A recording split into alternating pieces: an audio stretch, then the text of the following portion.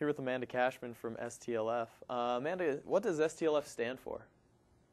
STLF stands for Students Today, Leaders Forever. How was STLF started?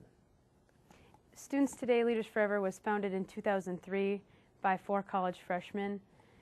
They got 43 college students on a bus to go on a spring break tour. Every city they slept in, they served in on the way to DC.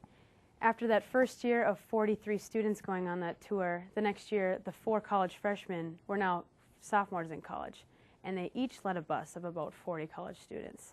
The next year it grew, and now this year, in 2007, we have about 600 participants going, and we served in 77 communities over spring break.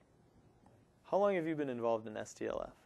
Last year when I was a freshman in college, I was told about the spring break trip, and I actually did not want to go, but after thinking about it and just deciding I would go, I went on my first tour this last spring break, and since then I went on 2 high school tours. I also did their leadership camp, and I just got done leading a bus over spring break. And in about 2 weeks I'm going to do another high school tour, and I'm going to work at their leadership camp again this summer. What is the Pay It Forward tour? The Pay It Forward tour is an alternative spring break tour. We stop and serve in cities along the way to Washington, D.C. Every city we sleep in, we serve in. Who can be involved in STLF? Actually, anybody can get involved with Students Today, Leaders Forever. Primarily it's for college students, but we always have bus moms, and basically anyone can go. Have you seen a lot of growth in STLF since it started? Since 2003, the first year they had 1 bus with 43 participants. The next year I believe they had 4 buses. The next year 8. Since then, now 2007, we had 15 buses going this year, serving in 77 communities with 600 participants, which if you put all the work that those 600 participants put into by 1 person, it would take 1 person 4.5 years to do that much work that we did in a week over spring break.